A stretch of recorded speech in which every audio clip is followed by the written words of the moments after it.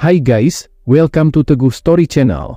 Apa kabar sahabat onlineku? Semoga sehat dan bahagia selalu, serta selalu dalam lindungan Allah. Guys, apakah kalian tahu bahayanya CLBK, terutama bagi seseorang yang sudah memiliki pasangan masing-masing? Mungkin sebagian dari kita pernah mengalaminya.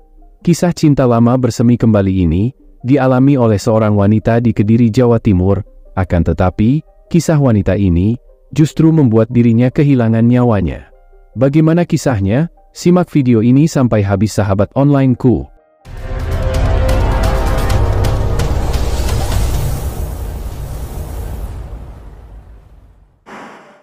Kamis 4 Januari 2018, seorang wanita bercadar ditemukan tergeletak tidak bernyawa di halaman Masjid Anas bin Fadollah, Desa Menang, Kecamatan Pagu, Kabupaten Kediri. Pada saat ditemukan oleh seorang warga, wanita tersebut dalam kondisi terlentang dengan memakai jilbab dan cadar. Warga mengira jika wanita tersebut merupakan korban kecelakaan. Hingga akhirnya warga berdatangan dan melaporkan kejadian itu kepada pihak kepolisian.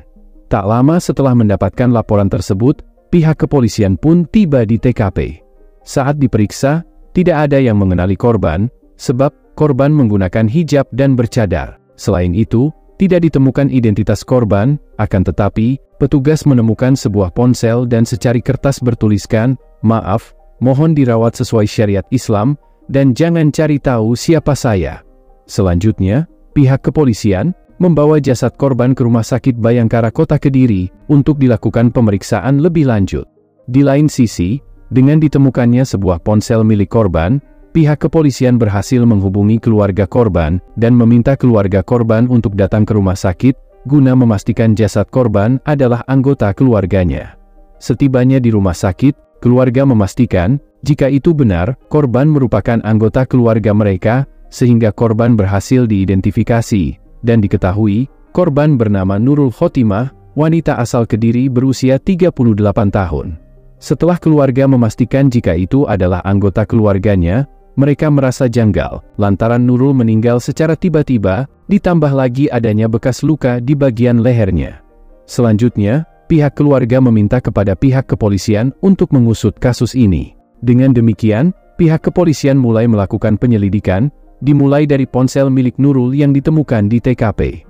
Selain itu, pihak kepolisian juga memeriksa ponsel milik sang suami, sebab pihak kepolisian menduga jika kasus ini bukanlah kasus perampokan, lantaran saat ditemukan di TKP, tidak ada barang-barang korban yang hilang, kecuali identitas korban, tidak ditemukan di TKP. Di lain sisi, pihak keluarga lantas membawa jenazah Nurul pulang untuk dimakamkan di kampung halamannya di Kabupaten Kediri.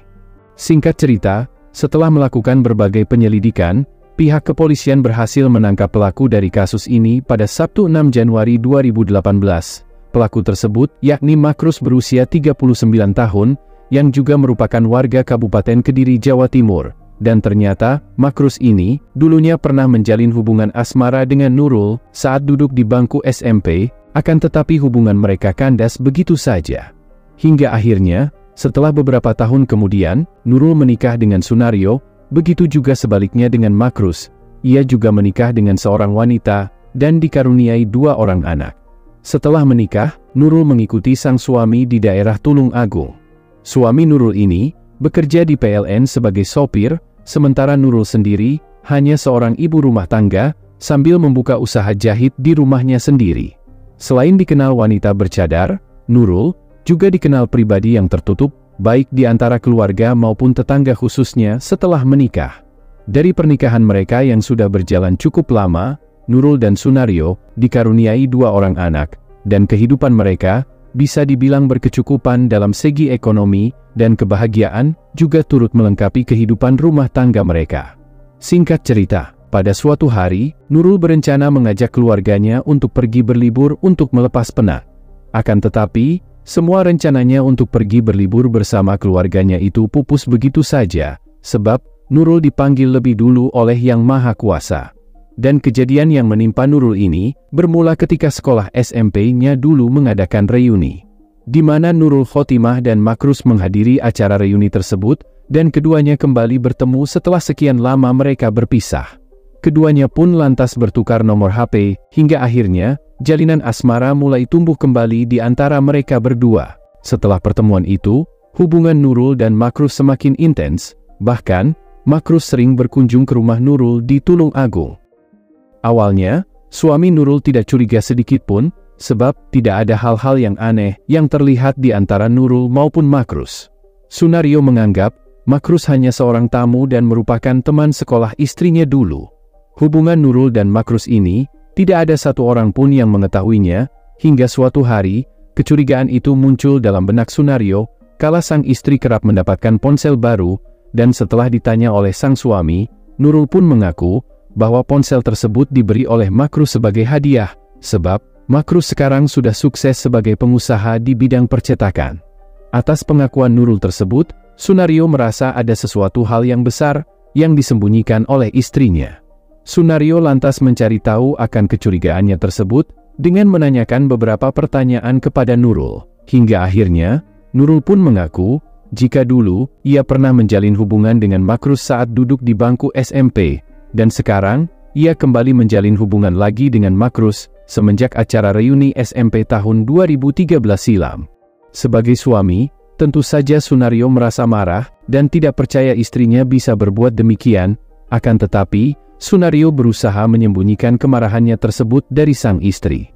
Tanpa sepengetahuan Nurul, ternyata Sunario lebih dulu memberitahu mertuanya tentang segala hal yang ada di ponsel milik Nurul. Sebagai suami yang baik, Sunario berusaha untuk menyadarkan istrinya dan membantu sang istri agar bisa keluar dari zona masa lalu. Di lain hal, kakak Nurul meminta Nurul agar secepatnya mengakhiri hubungannya dengan Makrus. Akan tetapi, Nurul justru menolak dengan mengatakan jika dirinya akan menyelesaikan masalahnya sendiri. Lalu pada Kamis pagi 4 Januari 2018, Sunario mengantar anak pertamanya ke salah satu pondok pesantren yang ada di wilayah Solo. Sedangkan Nurul juga mengantar anak keduanya pergi ke sekolah. Sebelum pergi, Sunario berpesan kepada istrinya agar berhati-hati di jalan dan segera pulang setelah mengantar anaknya ke sekolah. Akan tetapi, Nurul justru membuat janji dengan Makrus untuk bertemu. Nurul yang saat itu pergi menggunakan sepeda, lalu dijemput Makrus di depan rumah sakit Dr. Iskak Tulung Agung dengan menggunakan mobil sekira pukul 10 pagi. Setibanya di area rumah sakit, Nurul meninggalkan sepedanya di parkiran, kemudian masuk ke dalam mobil Grand Livina milik Makrus. Mereka lantas melajukan mobil meninggalkan area rumah sakit. Di tengah perjalanan, mereka sempat berhenti di salah satu jalan yang sepi yang ada di Tulung Agung. Di sana, Nurul dan Makrus melakukan hubungan badan sebanyak 3 kali di dalam mobil. Tentu saja hal ini sangat bertentangan dengan apa yang dikenakannya.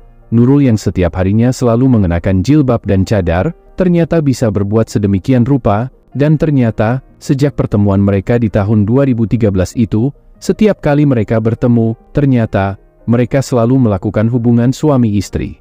Usai melakukan itu, keduanya pun melanjutkan perjalanan. Nah guys, di saat itu, Nurul mengungkapkan kepada Makrus, jika dirinya ingin mengakhiri hubungan gelap yang selama ini mereka lakukan. Mendengar hal itu, Makrus merasa tak terima, sebab Makrus merasa hubungan mereka ini sudah lama terjalin, dan ia sangat menikmati hubungan yang selama ini ia inginkan, jauh saat dirinya masih duduk di bangku SMP. Dalam perjalanan itu, yang entah kemana tujuannya, Nurul dan Makrus terlibat percekcokan sepanjang perjalanan itu, hingga akhirnya, Makrus menghentikan mobilnya di pinggir jalan, kurang lebih selama 15 menit. Makrus yang sudah dipenuhi amarah, lalu mengambil seutas tali, kemudian menjerat leher Nurul, hingga akhirnya, Nurul pun menghembuskan nafas terakhirnya di dalam mobil tersebut. Mengetahui Nurul sudah tiada, Makrus jadi kebingungan sendiri, ia tak menyangka, ia bisa berbuat itu kepada Nurul, ia juga tidak tahu harus berbuat apa. Selanjutnya, Makrus kembali melanjutkan perjalanannya, mengelilingi Tulung Agung, Jombang, hingga ke Kediri. Dalam perjalanannya menuju Jombang dan Kediri, Makrus membuang tas Nurul yang berisi identitas. Setelah itu, Makrus berhenti di wilayah Kecamatan Purwoasri untuk membeli kertas dan spidol pada pukul 4 sore. Spidol dan kertas itu nantinya digunakan untuk membuat pesan wasiat yang berisi, "Maaf, mohon dirawat sesuai syariat Islam, jangan cari tahu siapa saya." Selanjutnya Makrus melanjutkan perjalanan menuju sebuah masjid di Desa Menang, Kecamatan Pagu, Kabupaten Kediri, dan membuang jasad Nurul di halaman masjid tersebut, lalu menaruh secari kertas yang berisi pesan wasiat yang ia buat di atas jasad Nurul. Setelah itu, Makrus melanjutkan perjalanannya lagi untuk pulang ke rumahnya di daerah Wates Kediri. Hingga akhirnya, 2 hari kemudian, Makrus berhasil diamankan oleh pihak kepolisian berkat informasi yang diperoleh, diantaranya melalui ponsel korban dan kamera CCTV yang merekam Nurul masuk ke dalam mobil milik Makrus saat berada di area rumah sakit, serta saat mobil berjalan di salah satu jalan raya di Tulung Agung.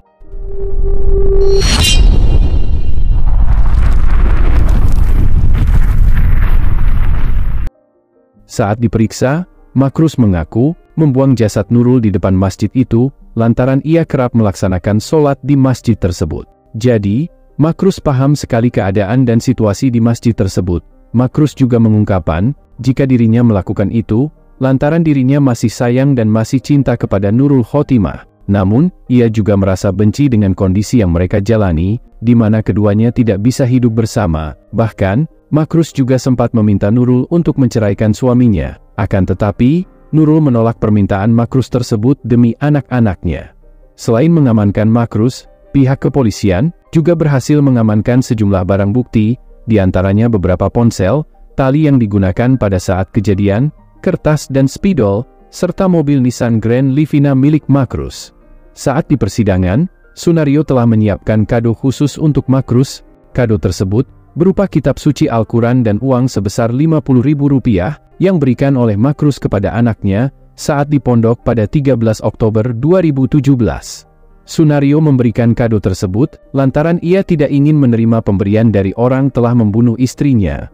Untuk mempertanggungjawabkan perbuatannya, Makrus terancam hukmat atau minimal penjara seumur hidup. Akan tetapi, setelah beberapa kali persidangan, pada Senin 16 Juli 2018 silam, JPU atau Jaksa Penuntut Umum menuntut Makrus dengan hukuman penjara selama 13 tahun. Terkait hukuman yang diterima Makrus, Sunario merasa kecewa. Ia menegaskan, tuntutan 13 tahun penjara oleh Jaksa Penuntut Umum dirasa belum cukup. Menurutnya, nyawa haruslah dibayar dengan nyawa juga. Paling tidak, dihukum seumur hidup. Sekian dari kisah ini, bagaimana menurut sahabat onlineku tentang kasus ini? Bisa komen di bawah, dan semoga kita bisa mengambil hikmah dari kasus yang aku bawakan hari ini. Bagi yang belum subscribe bisa tekan tombol subscribe, like, komen dan share, serta nyalakan lonceng notifikasinya, agar sahabat onlineku tidak ketinggalan video dari aku selanjutnya. Tetap jaga kesehatan, berhati-hati dalam setiap aktivitas.